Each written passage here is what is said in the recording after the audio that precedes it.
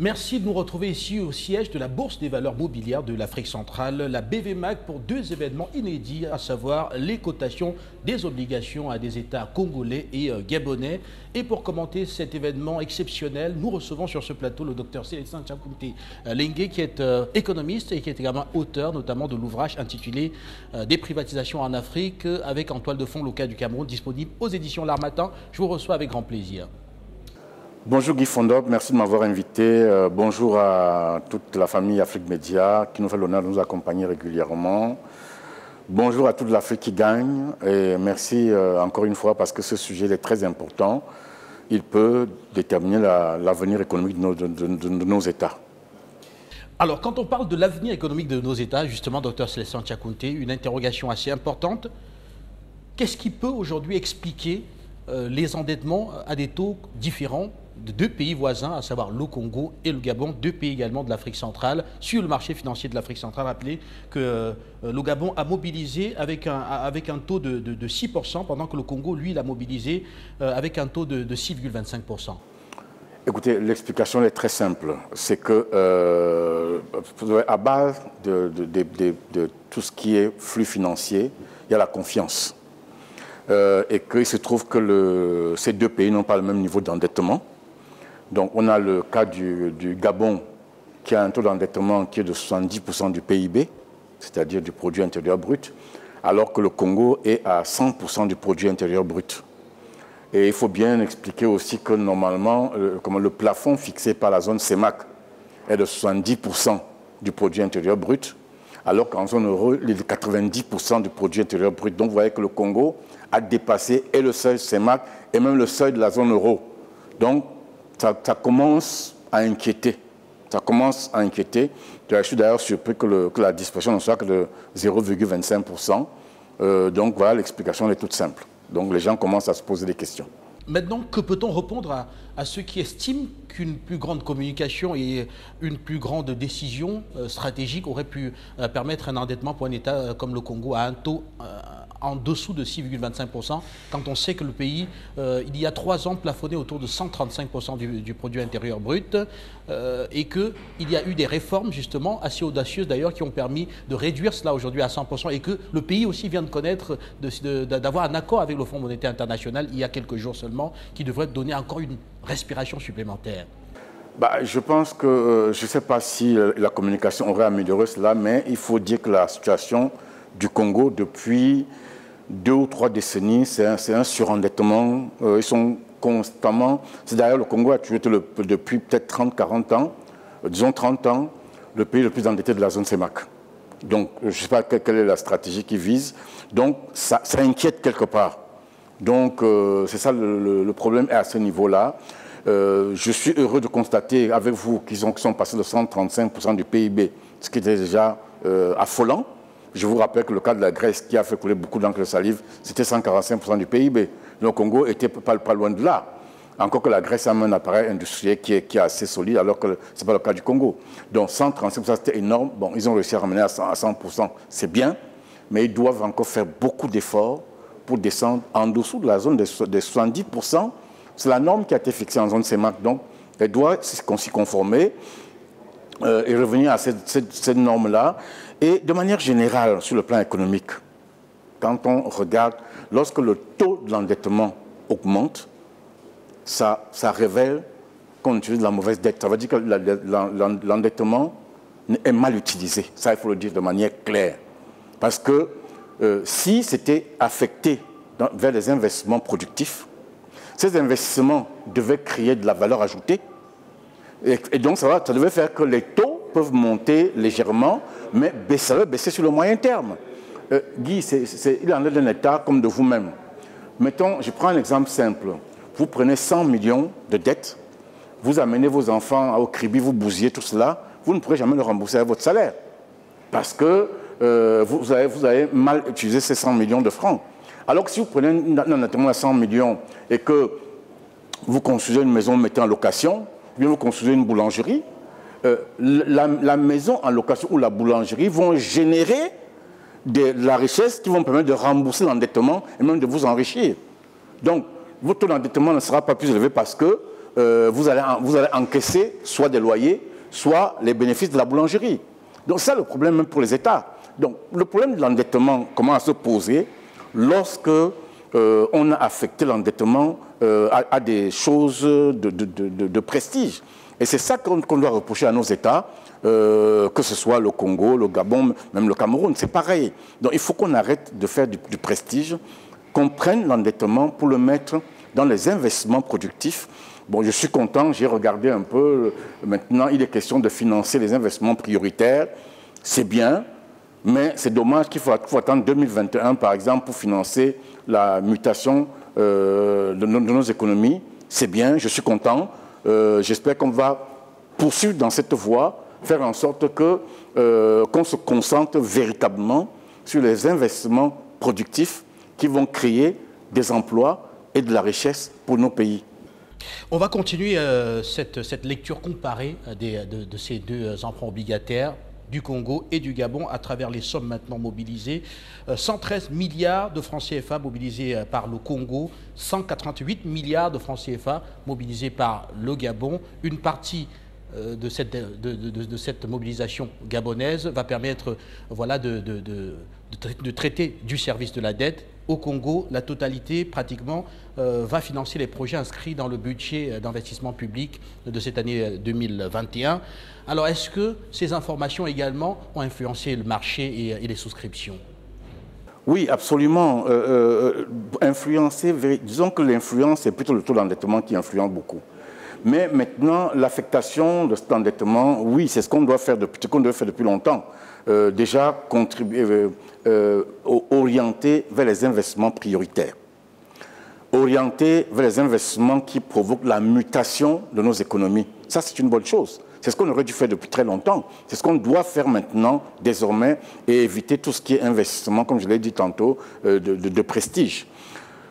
C'est vrai que le Gabon va affecter une partie pour le remboursement de la dette.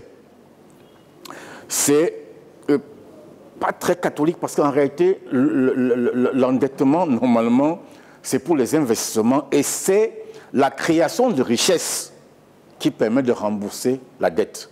Bon, maintenant qu'on prenne une partie pour rembourser l'endettement, bon, pourquoi pas, ça permet de se désendetter. Et encore parce que le Gabon est au niveau du plafond de l'endettement fixé par la zone CEMAC, que je répète, est de 70%. Et maintenant, que pouvez-vous répondre à ceux qui estiment que cette première mobilisation post-réforme du Congo, pratiquement, était un test grandeur nature pour voir si effectivement la confiance était revenue avec les investisseurs de la sous-région? Je pense que cette confiance est là, et justement, ça permet de voir comment les nationaux et les étrangers, cette dichotomie dont je parle tout le temps, parce qu'il y a toujours une dichotomie au niveau de l'appréciation de la dette par les étrangers ou les nationaux. Les nationaux, ils ont tendance à minorer le risque, alors que les étrangers ont tendance à le majorer. Parce qu'au jour d'aujourd'hui, un pays comme le Congo ne peut pas emprunter à moins de 10% au niveau international avec un endettement de 100%. Ce n'est pas possible. Parce que les Européens vont tout de suite dire que non, le risque d'un pays est extrêmement important. D'abord que le Cameroun est déjà réputé, avec ses 40%, on est réputé, il y a un terme là que le FMI, que l'agence de notation a utilisé, qui nous dit que nous avons un risque déjà important. Si avec nos 40%, nous avons un risque très important, alors le Congo qui a 100%, je ne sais pas combien va être noté. Donc ça veut dire que il y a effectivement l'appréciation du risque par les nationaux que nous sommes est plus lucide parce qu'on est là. Et c'est pour cela que je peux citer le cas d'un pays dont on parle très peu, mais qui est pourtant l'un des plus endettés au monde, le Japon. Le Japon a un endettement qui doit être autour de 220% du PIB. Pour tout autre pays, cet endettement serait mortel. Je dis y compris pour les pays développés comme la France ou même les États-Unis. Cet endettement serait mortel.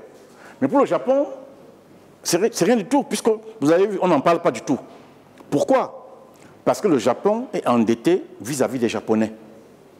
C'est-à-dire que c'est les Japonais qui ont prêté l'argent à leur gouvernement. Donc à ce moment-là, la pression n'est pas la même. C'est un peu comme si votre père ou votre sœur vous prêtait 100 millions de francs. Si vous ne remboursez pas, c'est vrai qu'il y aura des éclats de voix dans la famille, mais je ne crois pas que vous irez, il n'ira jusqu'à vous mettre en prison. Donc c'est un peu le problème. Donc le Japon est endetté vis-à-vis des Japonais. Donc c'est pour ça que le gouvernement japonais est à 224%, alors que une partie de notre endettement, une grosse partie d'ailleurs, c'est vis-à-vis de l'étranger. C'est ça qui pose problème. C'est ce qui permet donc de voir cet emprunt obligataire, comme c'est fait dans la sous-région. Donc c'est un endettement qui est plus soft, qui est plus souple, et donc il y a moins de pression sur les États. Et donc nous faisons plus confiance à nos États que les étrangers. Donc c'est cette confiance-là qui est, c'est-à-dire que le Camerounais se dit que le gouvernement congolais qui emprunte ne va jamais tomber en faillite, il sera toujours là. Je n'ai pas de raison particulière de craindre, même quand les étrangers vont avoir de très grosses craintes. Donc nous, on a plus confiance. Cette confiance est là, dans la sous-région. Mais si vous tentez cet emprunt à l'extérieur, vous allez vous rendre compte que ce ne sera pas à 6,25, mais ce sera peut-être à 8, 9 ou 10. Docteur Célestin Tiakounté, voilà encore 2 États qui viennent de mobiliser au total 302 milliards de francs CFA sur ce marché financier de l'Afrique centrale. On peut le dire quelque part au détriment des privés qui aussi aujourd'hui ont la possibilité, via notamment les ouvertures de capital ou encore via des emprunts obligataires, de mobiliser également de la ressource sur ce marché financier d'Afrique centrale. Est-ce qu'on ne va pas dire ici que c'est quand même risqué aujourd'hui de continuer ainsi et que cela pourrait conduire justement le secteur privé à manquer de liquidité pour les investissements? Oui, Guy Fondop, le risque existe. Il est réel, il faut le dire très clairement. Donc je pense d'abord qu'il faut qu'au niveau des États, que l'on fasse une étude pour connaître le volume de ressources disponibles, pour savoir combien les États peuvent prélever, parce qu'il y a le risque est réel que les États assèchent le marché et au détriment de l'économie nationale, et notamment des PME qui ont un gros problème d'accès au financement. Vous savez qu'une des grandes causes des faillites de nos PME, c'est l'accès au financement. Une étude a montré qu'au Cameroun, il y a un taux de mortalité des PME qui est très élevé, qui est même un record mondial.